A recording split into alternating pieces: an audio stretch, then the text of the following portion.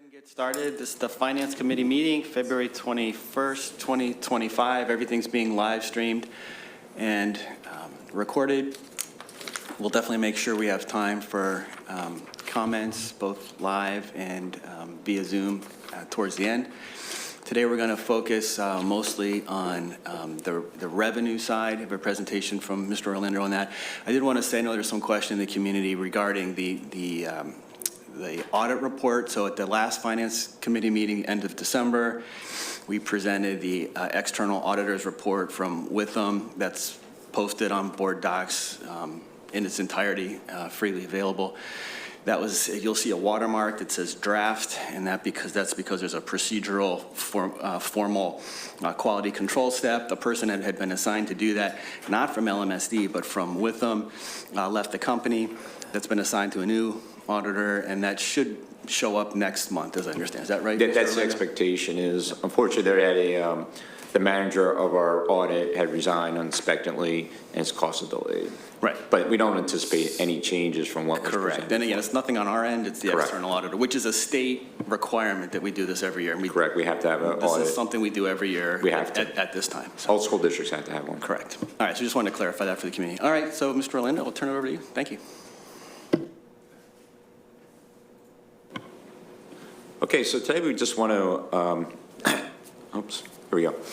Just have a discussion about, as Mr. Renke mentioned, we'll talk a little about some of the issues we're dealing with. We'll talk about the state budget, but mostly we'll concentrate on the revenue side.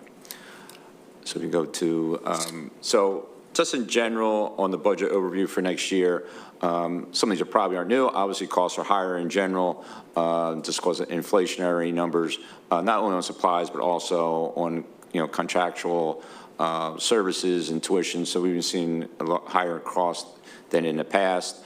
Our mandated programs are increasing. Under student services, our special ed population is increasing, which is causing additional expense on our special ed and student services budget, which correlates also to our contracted transportation, which is most of our specialized transportation for our special needs. So we've been seeing large increases in those two areas for the upcoming budget year. Personnel costs also increasing. We are in next year, our second year of our new collective bargaining agreement, so there's increases in salaries, but also our healthcare costs have been going up dramatically. We've had the largest increase right now that we've had since I've been here over 15 years. Right now, we're looking at over 10% increase just in healthcare. Now, we are working with our consultants through the consortium to see how we can come up with ways to reduce that expenditure, but typically we're in the 6 to 8% range. We're over 10 right now, so that's causing us a substantial increase than what we normally have seen in the past. And as you can see there, the administration, we're currently reviewing our 25-26 submissions internally with our departments, so we'll refine those submissions when we come back in March and April, look at the expense side of the budget. And this chart here, this is the current pie chart. We'll update this with 25-26 numbers. This is the $329 million budget we have right now. Just showing here, most of the percentages that are probably on the screen won't really change much at all, maybe a % here or there, but generally this is probably what you'll see when we get into the 25-26 chart next month. So the other part of we want to talk a little about is the proposed state budget. Back on February 4th, Governor Shapiro proposed this budget. And there's really just three areas generally that affect Lower Merion. The basic ed funding, they're proposing an increase of about $75 million, is actually one of the lower increases in a number of years. And you can see to the right, we budgeted $5.9 million. It's going to be proposed right now a little bit, $250,000 more for next year. Special ed, there's a proposed increase of $40 million, and you can see to the right, it'll be about $136,000 increase for Lower Merion is what proposed for next year. The next part is called, I don't know if you remember in last year's budget, the governor was trying to do some charter school reform. That didn't happen, so to speak. Well, very little bit happened. And they came up with this charter school transition funding, which was $100 million in the current year. We received about $123,000. in the proposal, that has been eliminated. So it's been zeroed out from 100 million down to zero. However, he is proposing some charter school reform, which for the proposal, I believe right now is a base rate around $8,000. He didn't come out with all the details, but right now, just as a perspective right now, so if a charter school regular ed student goes to a cyber school, we're paying $24,000. He's proposing a base rate of around $8,000, so that would be substantial savings. And according to what the state's saying, the school district would save about $278 million totally throughout the Commonwealth if this proposal goes through. Coincidentally, yesterday, Auditor General Timothy DeFore came out with a report, and I believe Dr. Mussolini will have an update. They actually did a performance audit on 5 cyber schools. I don't know if you read it yesterday. It's kind of alarming, but he's also proposing or recommending that there needs to be some reform in funding. The formula is outdated. We need something that's more reasonable in there. And if you read some of the findings in there, or I guess comments, were kind of alarming. How much money they were spending on buying buildings and cars and memberships to social clubs and all that stuff. It was kind of when you read the report, it's pretty shocking to some people. But hopefully now with the Auditor General, and again, he's the third one that has brought this issue up, and hopefully we can get some movement, because it's costing us a lot of money. We spend over $1.4 million in charter school tuition every year, so hopefully something can be done that would save us probably a few $100,000 if this can go through. So let's keep our fingers crossed that something will happen. All right, so let's look at the revenue side. So a couple things I wanted to highlight here on the revenue side. So one thing so for Lower Merion, the bulk of our revenue is generated through real estate taxes. So it's the assessed value. So the county determines what the assessed value is. And once that is determined, that is what we use to calculate out what the real estate taxes are revenue-wise for the school district. So back in 2008, when the recession hit, Lower Merion experienced a decline in their assessed value with the recession. And then for the last decade, we've actually seen our assessed value actually increase because of new construction and so forth. So we've been reaping the benefits of that. However, now we're seeing a decline. We'll get into some numbers in the next slide, but we're seeing now a decline in the assessed value. And a lot of it is increase in commercial assessment appeals. You know, a lot of these office buildings that now are experiencing less tenants due to working from home. You know, a lot of their leases are starting to expire now, and they're not renewing them. And you're seeing these buildings now are not fully occupied or substantially less. So that is alarming, and we'll go over some numbers. And we do have several cases that are pending right now, and you'll see some coming up in legal updates, which will be coming to the board, and they're pretty substantial refunds and or reductions that had to be completed by or approved by the board. So as that assessed value goes down, obviously we're losing less real estate revenue. If we go to the next slide. So just give an example of what we're seeing here. So when we approved the budget for the current year, as of 7/1, you can see the assessed value was just under $1.8 billion. And if we applied the 4%, which is the Act 1 index for the upcoming school year, you would generate approximately $273.5 million. Fast forward now 6 months later, that has decreased to $1.055 billion, the assessed value. So the assessed value has declined almost $43 million in 6 months. So you can see now we're only generating with that 4% Act 1 index, 272.1. It's approximately about a $1.4 million loss in revenue.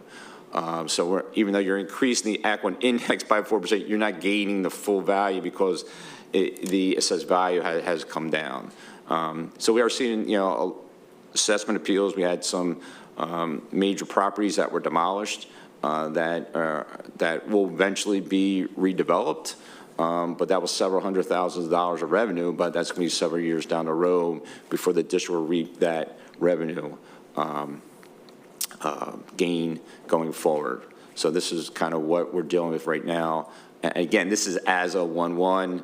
Unfortunately, there's going to be more assessment appeals probably that will be solved, so that number is going to decline even further. I don't know what that number is right now, but we have several cases that are large. I mean $100,000 plus that are going to impact the revenue. And then two other aspects. One is investment income. Obviously, if you're reading the news articles over the last several months, the Fed rate has been cutting the rate down. So last year we're getting about 5.3% investment return. Now we're down about 4.3. So we see about a 1% decline in investment rates that we've been getting. And depending who you talk to, is they're going to continue to cut the rate, not cut the rate. Depends what day of the week you read. Sometimes you read they're going to cut it, don't cut it. So I don't know where that's all going to end up. But we've been working closely with our investment bankers and economists who have their pulse to what's happening at the Fed rate to work with us on what we should think we'll have as far as investment income for next year. And the other is the federal funding uncertainty with the new administration. I don't know, earlier this month, I guess there was a memo came out, going to freeze, and then a day later, don't freeze the money. So, you know, again, depends what day of the week you read the paper, what's going to happen, what's not going to happen. So I don't know, you know, there's something else now. If you have DEI policies, maybe they're going to cut your funding, maybe they won't. You know, when he came up with that memo, the formula-driven federal funds were not going to be affected, which is our Title I program, IDA. However, access, which is through Medicaid, which we get about $1.3 million, that may be affected. So I'm not really sure. I'm trying to work through the IU to see what we believe is going to happen. So again, there's just a lot of uncertainty. Will there be Department of Education at the federal level? Who knows? Who knows? So. But we'll keep monitoring that situation. So just kind of here's, we're going to break out in 3 different sections: local, state, and federal revenue. So this first one here, obviously, the bulk of our money comes from the local taxpayers. It's somewhere over 80%, 85%, top of my head, that we get. So you can see we have so just look at the chart. To the right, we have the last 3 actual numbers of revenue. And then we have the current year budget, and then we have what's right now based upon what we know, what we believe our revenues will be as of today. Again, that's probably going to change, particularly that current real estate tax number as these cases get settled. That number is going to change.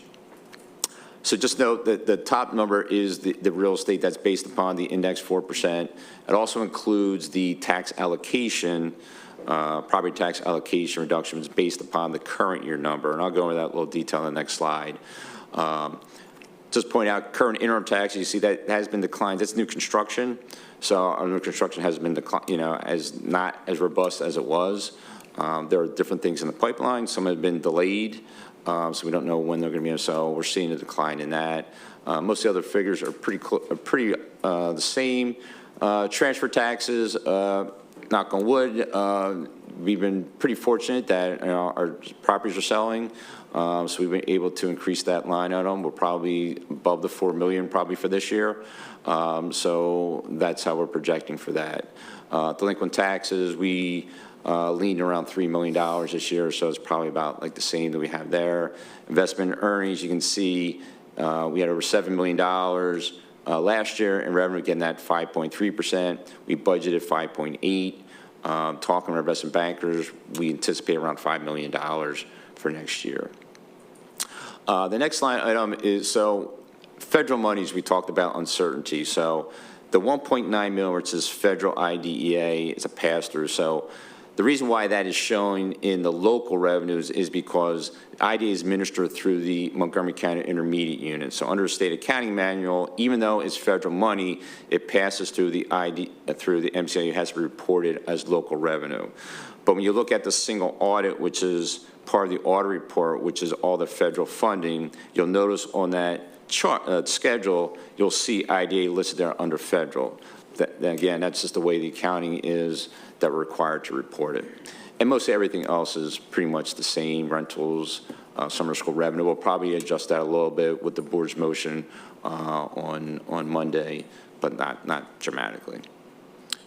And then the next chart is the state funding. So as you can see, we had the 1.6 million in basic ed funding, the 3.6 million in special ed.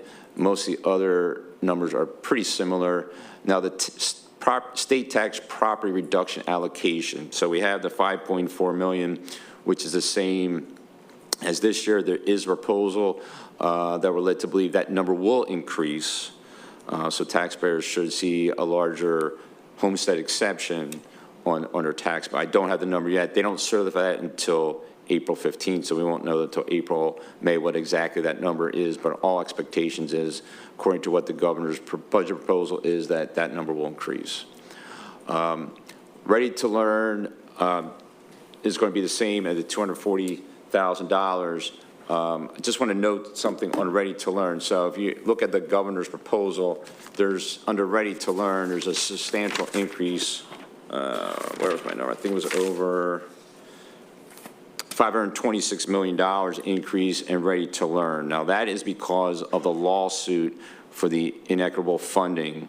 So that money goes to two components. One is tax equity, which is $494 million, and tax supplement districts, which is $32 million. That equals $526 million. Unfortunately, we don't fall under either category. So we get zero out of that $526 million. So, but if people read about that, we're not eligible. So just let people know that. And then Social Security and retirement, again, that's just a function of salaries increasing, that it's going up. I think the rate for retirement is, I think it's 33.9. It's going to like 34%. I'm sorry, 34.9 to 34. 33.9 to 34 is going up, so it's a slight increase, but that's just due to our increase in salaries. And then we have the federal, which is the 1.87. That's our total programs 1 through 4 that we have. Our access program, which is the bulk of it, is about a little over $1.3 million of that 1.8 million. So when we add them all together, as of right now, we're just under $337 million for the revenue side. And then as far as the budget goes in general, we are working on the expenditure side. So we have 2 dates set right now on the 21st and the 4th. That's the non-instructional, and then the staffing and instructional side of the expenditure side. So we are working to refine the budget. I will say this, it's probably the most challenging budget I've had since I've been here, because we have 2 things going. Expenses are increasing and our revenues are declining dramatically. So we never really experienced that depth. So obviously as administration, we are working to refine to get to keep all the programs we have and try to balance, a balanced budget. So it is very challenging. We've been meeting with Dr. Mussolini and the rest of the administration to try to work on refining the expenditure side. And our expectation in next month we'll have more refined numbers, but it's going to be very challenging, and we have some tough decisions to make, unfortunately. But that's kind of where we're at with the budget. So just got to note just a couple things up there. Again, March. The non-instructional side will have what we've done in the past. We'll go through the various departments. April 4th, we'll go through what our staffing plan is, our instructional programs. You'll hear from a lot of the other administration about their programs. May 16th, we're proposing under Policy 620, we're required to publicly at a Finance Committee talk about our reserves and fund balance. We'll also talk about our capital projects and how much money we think we could possibly transfer to address some of those capital items.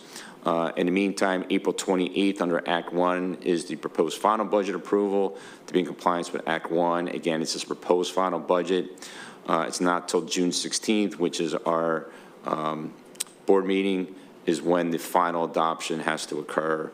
And by law, we have to have a budget done by June 30th by law. But the 16th is what we're targeting for, so we can get everything processed with the tax collectors in time to get the tax bills issued. So that's kind of a brief overview of kind of where we're at in the process right now, and open up to any questions. Thanks, Vic. That was quite clear. I have a couple of questions, but let's open it up to the community. If anyone in the room has a question, or if there's anything online. We do have a couple comments online, not specific to the presentation, but related. But it is finance related, Yes, right? Because we do yes. want to keep questions related to Yes. finance issues for today, please. So this is from Dr. Amy Waldman of Bryn Mawr. I understand that there are many fiscal priorities, but I urge the board to approve funding for the playground renovations for children with disabilities. Geraldine Liu of Ballackinwood, please approve funding for playground renovations. Sana Garner of Ardmore, is there a plan to fund the inclusive playground renovations? The RFP lists that one of the school playground renovations will occur in summer of 2026.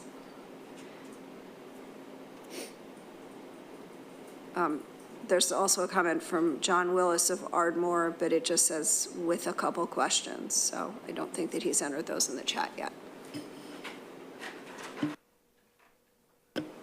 So, yeah, I think we're well aware of the community interest in updating the playgrounds. The board is interested in that too. There are financial realities, and so we will consider this going forward. Today, we're focusing really on the revenue, expenditures, and capital projects. The roofs, everything else is going to be part of this, and we're discussing it. We're aware, and this will be part of this will be featured going forward. I mean, I think to summarize, we've got challenges on the revenue side. The Act 1 index is 4, but if you look at the money projected, we're coming in probably about 1% low. And on the expenditure, we'll see more next month, but there's probably another 1% or 2 on that side too. So we're going to have a negative variance of a couple of percent that we're going to have to work into the budget going forward. And then the other thing that I think might be helpful, I know there's community questions about this, is just that we get a relatively very small amount of our overall budget from federal sources. Right, and there is some confusion, I think some misinformation out there about how much we actually get, and it's on the order of like 1% or 1.5%, right? If you add all of it up. If you add all of it, yeah, it's a little over percent, roughly percent, a little right. more. We're talking than like much. $4.5 million or something like that. I don't mean to interrupt, but can you guys make sure everybody knows what the base budget line is? Because when you say 1%, and if people don't know out of what, so what was last year's total budget ballpark? Just so everybody understands. Well, our total It was on budget was the first 320. It was under 329 million. Okay, so everybody, 329 Yeah. million, and it was around 1%?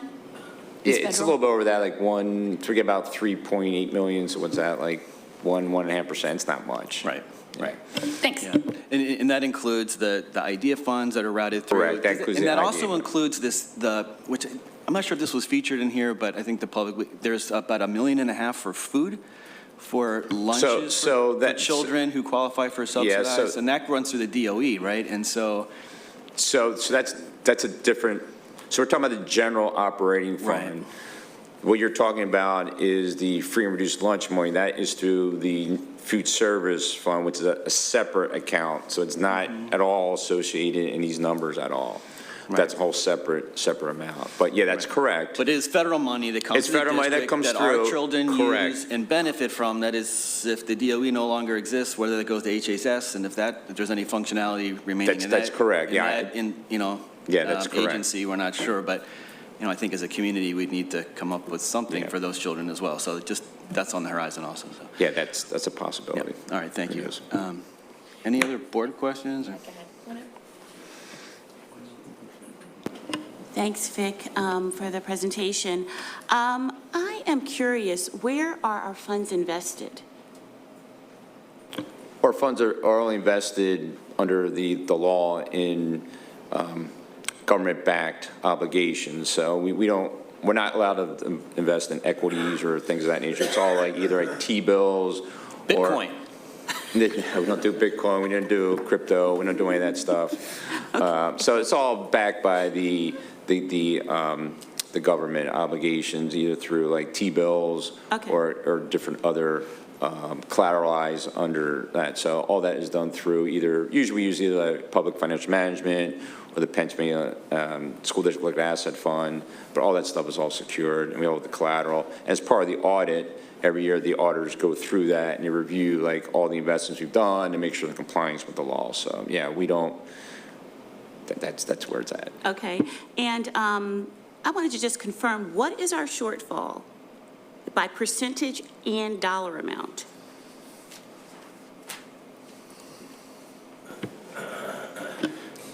Yeah, I mean, Vic can clarify, but I don't think we have Yeah, I enough think right now clarity to be able to, Yeah, I we're think talking right- a couple of percentages, so we're, Yeah, I mean- it's going to be several $1 million, Yeah. whether it's 2, 6, 8, 10, somewhere in that Right, range. so I'm just asking for like sort of a range. I mean, I know you don't have the exact number, but an estimate, because where would we be making up this money? Where would it come from? So that's what I mentioned, the administration, we're working through the submissions, everything. So when you do a budget, a lot of people put that, here's what the things I want. And every year we go through and reduce and cut different things and see what the programs are and to that nature. We're still looking at our staffing. You know, as I mentioned before, even though our healthcare has gone up, we're still trying to work on ways how we can reduce that information. So there's a lot more things. So to throw a number out there is probably kind of a little premature, you know. But as Mr. Renke said, yeah, we do have a shortfall of X millions of dollars that we're working to work through. So I don't want to throw a number out right now because it could be dramatically different a month from now. So, Okay, but either up or down? Dramatically different. yeah, hopefully be down. Well, I'm just, you know, I'm just looking at it from both ways. And so ultimately, we would be looking at some cuts somewhere. I'm just asking a question. Okay. Yeah, there probably will be some cuts. I mean, we're trying to minimize as much as we can, but we'll have to look and see what the program are, what is needed, see what we can, you know, do this year as opposed to next year, things of that nature. See what other, like I said, some of the revenue we'll look to adjust and come up with a budget that hopefully meets the needs of the board. Thank you.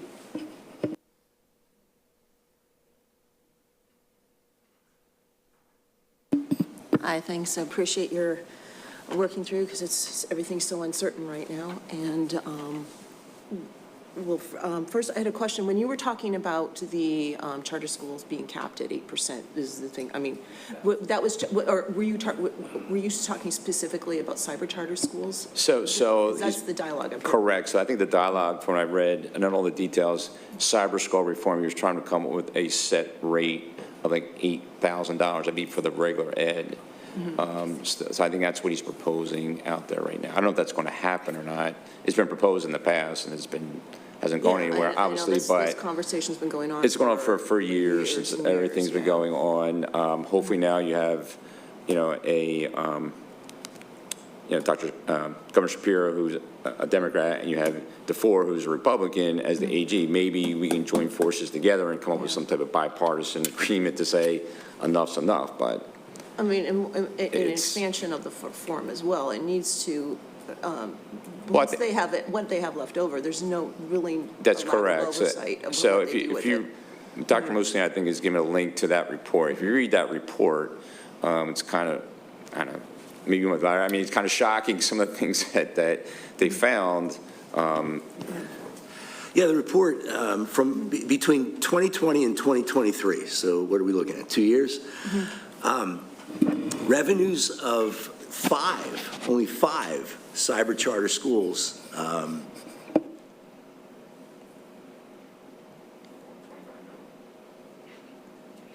they legally increased revenues by $425 million and reserves by 144%. So in a 2-year time period, from taxpayer money, that we're paying for children to attend cyber charter schools. This is the money that they're saving. And we've known this for years. When I was a superintendent in Downingtown, and nothing's being done. We hope maybe as the political winds blow with a Republican and a Democrat, maybe we can get something together. But I read this morning there's a Senate bill now in our State House for a DOGE-like assessment of, so, I mean, that would be crazy, that would just send everything up on end. yeah, there's some Senate bills that just match the current administration. Your Senate's Republican, of course, the House is not, and Governor's Democratic. So it's all, we've got to see what shakes out. Yeah, I know, it's like, where the dust will fall, right? Okay, and then my next question is, when you were talking on slide 7 about the assessed value decline, and then on the prior slide, you said there was some cases pending. Were those cases at their requested level for, or the, included in that amount at their current levels, or at their what? So those cases are not, so they're at their current levels.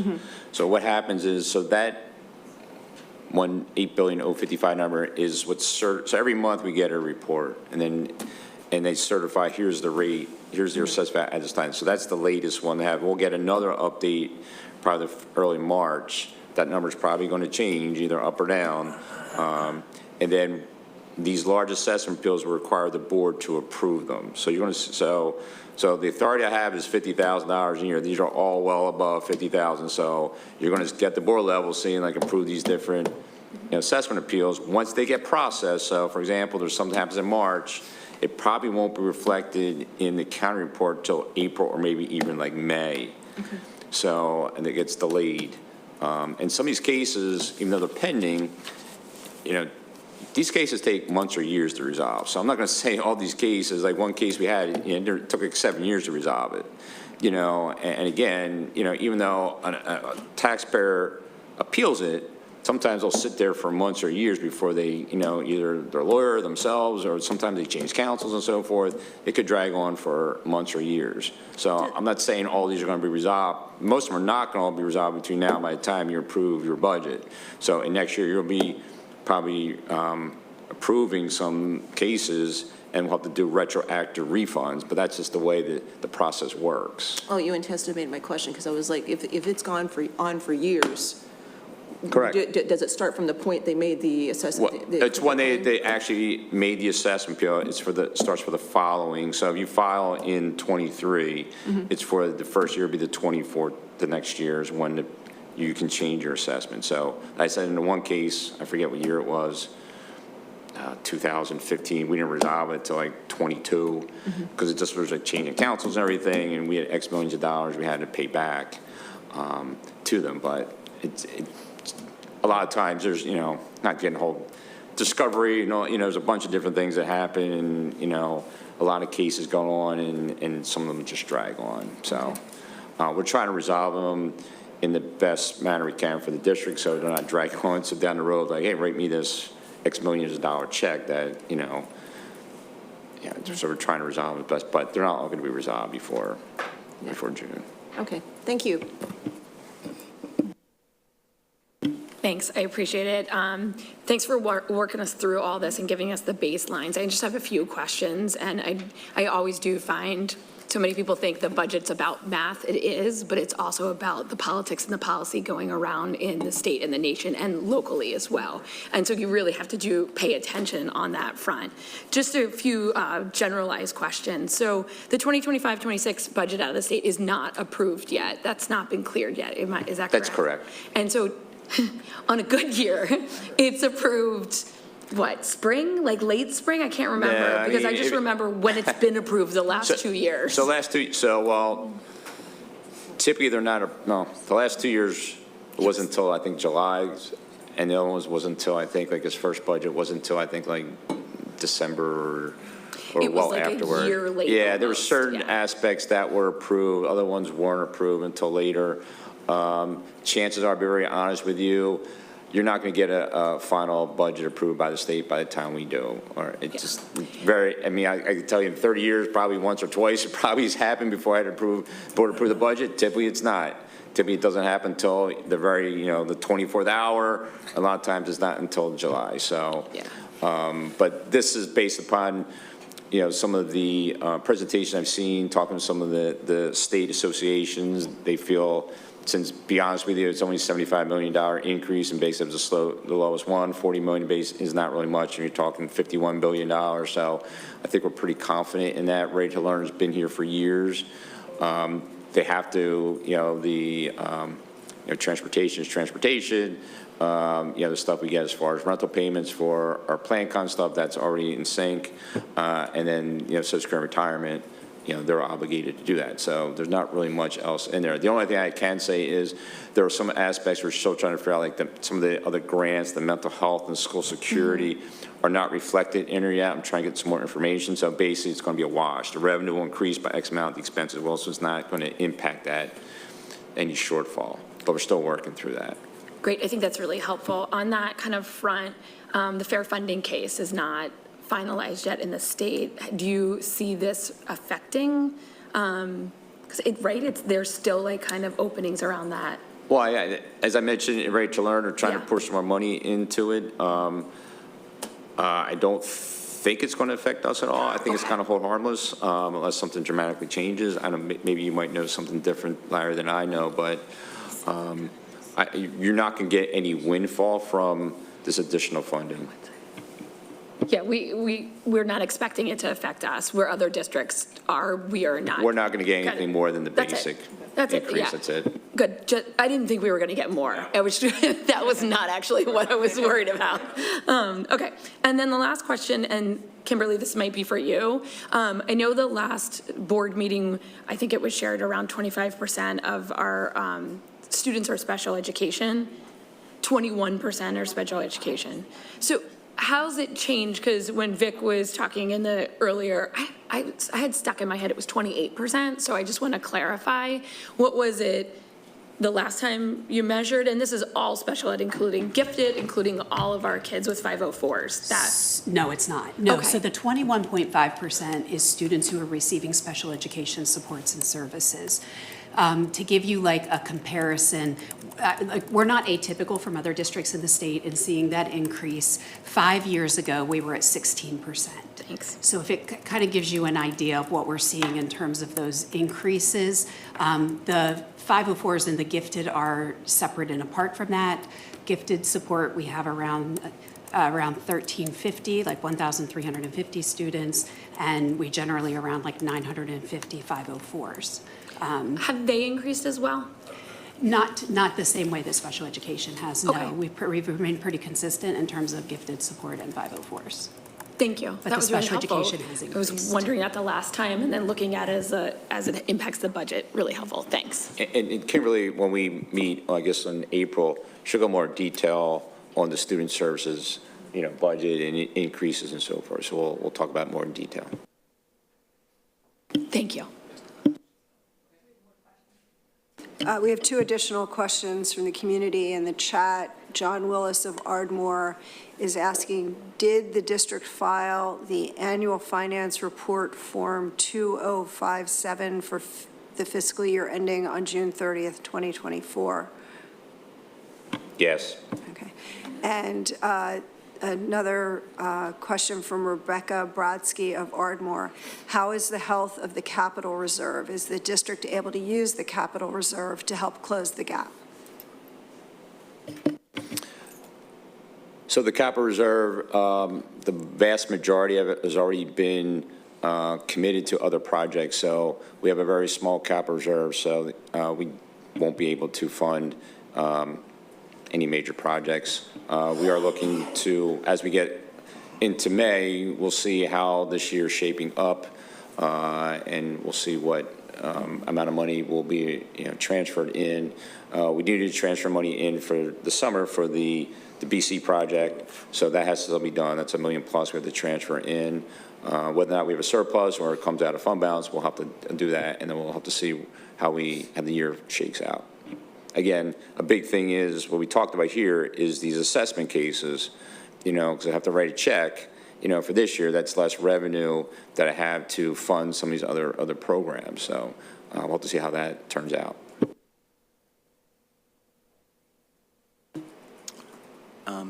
All right, and just to clarify, we have these very large capital maintenance / improvement projects on the horizon that are tens Correct. of millions of dollars. This is roofs and a large bus orders that are coming forward. So there's not money sitting around that can be put back into general operations, right? That's Just to correct. clarify for everyone. Yeah.